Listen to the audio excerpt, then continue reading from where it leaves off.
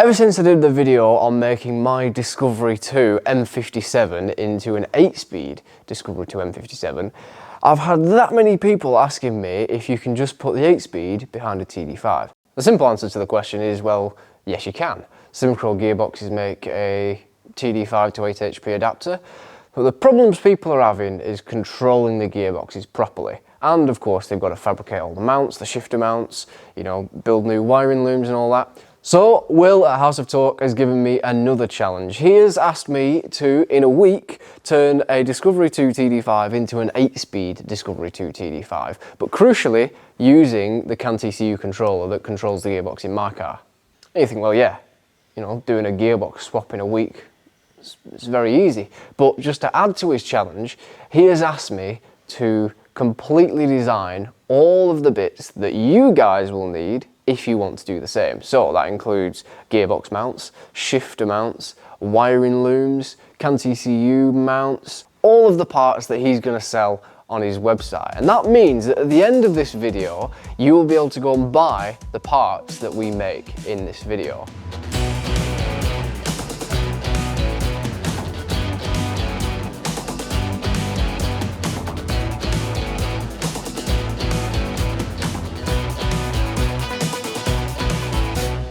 Now obviously we couldn't use my D2 because it's already M57 and it's already 8-speed. So we've had to go and buy another one.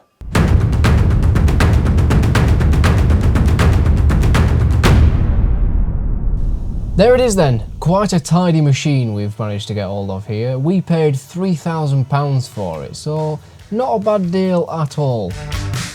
But anyway, this isn't Wheeler Dealers, we have work to do, and the first job was to start measuring up for the products we were going to end up making. We have to get through an entire product development process this week for quite a few products, so it's going to be a busy one.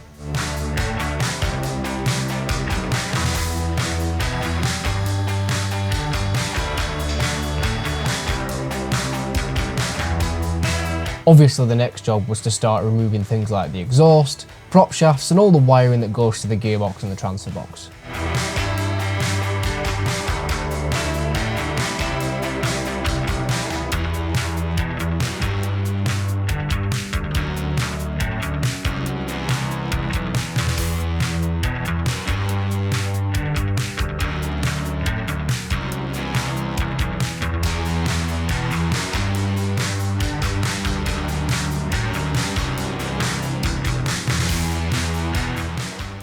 Right, now that's all out, we need to start thinking about the exciting part. So I've laid everything out on the bench in front of me that I'm going to need to put the 8-speed behind the TD5. Starting at this side, we have the Synchro Gearbox's TD5 to 8 HP adapter. Obviously the blue thing is the main event. We have then in the kit a full set of bolts, and then we've got the flex plate. I'm not quite sure how that works yet, but I'm sure it'll all become apparent when we start bolting it together. Then obviously we have the 8 HP. This is exactly the same gearbox that I use in my car. Then we'll need to go on to the LT230 transfer box, and for that we have the House of Torque LT230 adapter. This is the first time that I'm going to use their new adapter, which is 30mm shorter. We have the CAN TCU transmission controller. Obviously this does what it says on the tin. We're going to control the transmission with it. This is the same one that I use in my D2, and I know you're not meant to have favourites, but this is my favourite and it's probably the best one on the market. Then obviously we've got all the normal stuff: shifter, CAN TCU wiring loom from House of Torque, oil cooler adapter, and then oil cooler kit. Those things we can leave until afterwards. These things, my plan is to bolt them all together and put everything in at once. Now, this actually turned out to be false information. The Synchro adapter needs to be bolted to the engine first, not the gearbox. So make sure you listen to voiceover Laurence and not on-screen Laurence. To be honest, I'm trying to kill some time because I've ordered a new transmission jack for the new workshop and it hasn't arrived yet. The shot that you've just seen of the gearbox coming out hasn't happened yet because I don't really want to drop the gearbox out without a transmission jack.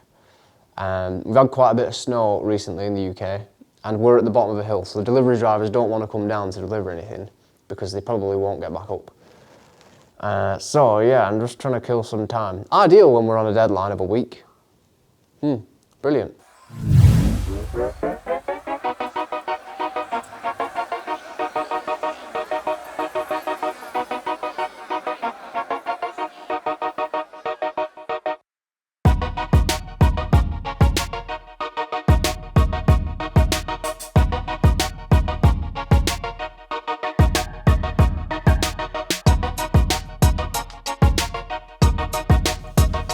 Then after that, it was time to go back underneath and undo the torque converter, the flex plate, and whilst we were under there, we decided to just change the rear main oil seal because we're this far in, we may as well get it changed.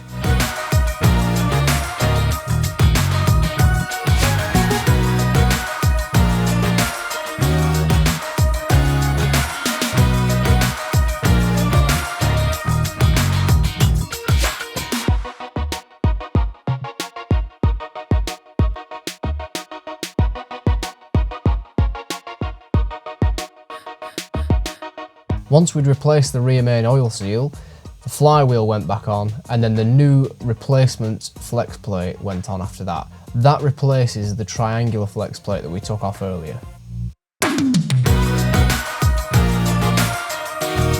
Now, fitting the adapter was very, very hard indeed. Firstly, because there was no dowels included in the adapter to go onto the engine, so you don't really know that you're fitting it perfectly true to the crank. Second of all, the bolts that are supplied, there's no instructions about where they're supposed to go, so you're kind of guessing, putting bolts in, then taking it out, doing all this. And finally, there's no torque settings given for all the bolts, so you're kind of guessing all the torque settings as well. Then it was time for the gearbox to go in, and this was an absolute nightmare getting the bolt holes to line up because of the lack of dowels once again, and also the fact that you're not really told where the bolts are supposed to go. So again, I was guessing.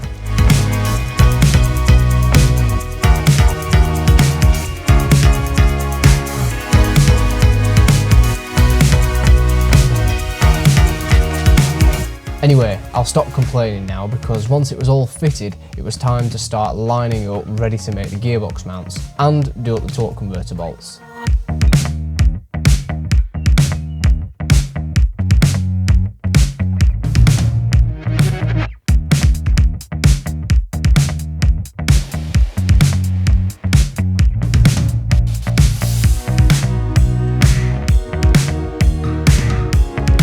Now the way we're going to do this is we're going to take as accurate measurements as we possibly can, and then what we're going to do is draw the parts in a 3D modelling software.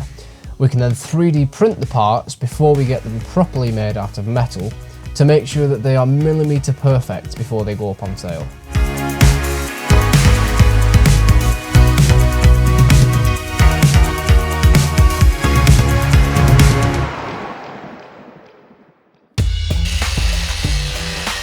Once they were all drawn up and 3D printed, I did decide that we needed something to hold the gearbox in whilst we were moving it around the workshop. So what I did is use one of the 3D printed parts that we had, drawn around it as a template in a piece of 3mm slate, and then use that as a temporary gearbox mount.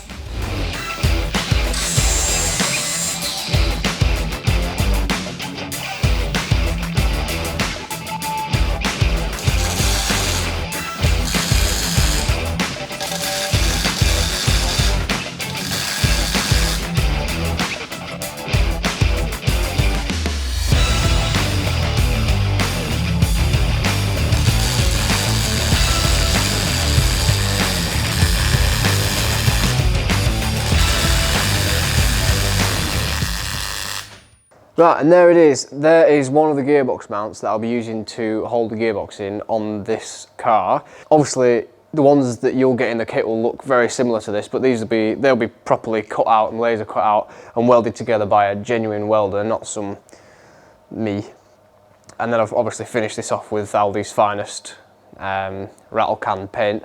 Do not be fooled, however, that this was my first attempt at measuring and drawing up this part, because whilst this one works, and it works very well, this is in fact my first attempt, and if you look at them, they look, you know, quite similar, but if you line them up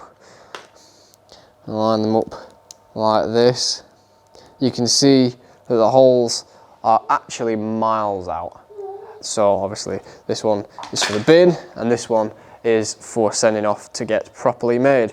So obviously I've only really made this to hold the gearbox in whilst we're moving it around the workshop. Once the proper kits arrive, I'll be fitting those to it because they'll be miles better.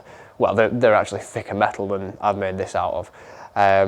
But once this is fitted, I can get the transmission jack out, and then we can start work on like the transmission cooler and all of the interior stuff. Before we do that, however, we need to talk to you about prop shafts, because the transfer box, when you put this adapter and new gearbox in, sits 50 millimeters further towards the back of the car than it usually does with the original. So the front prop shaft needs to be lengthened by 50 millimeters, and the rear prop shaft needs to be shortened by 50 millimeters. Now I have a guy who does this for me. I tried to do it myself before and it's just not balanced in the slightest. So I would definitely recommend getting a professional to do it. These are most likely not included in our kits, so make sure you think about this before you continue with your job. Usually takes them a day, day and a half to get them back to you, but it's really annoying when you get to the end of the job but you can't drive your car because your prop shafts are still getting shortened or lengthened. So I'm going to send these off now, and hopefully by the time we finish the job, they'll be back. It was time to start thinking about the gearbox cooler. For this and most of our other conversion gearbox coolers, we used all the Mocal stuff. We'll be fitting the cooler, which you can see me fitting here, and a thermostat.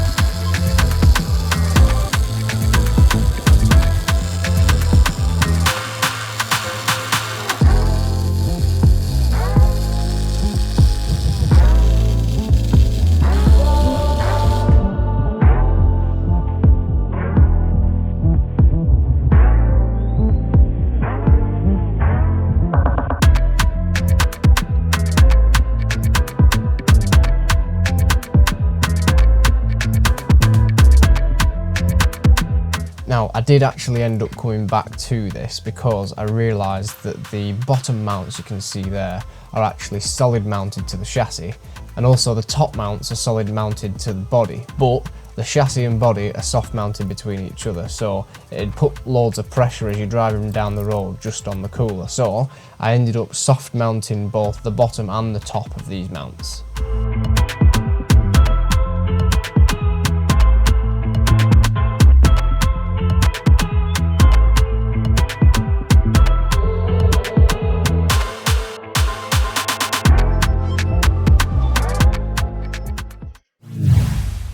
Right, when you receive your kit for the TD5 8-speed, you'll be receiving something that looks a little bit like this.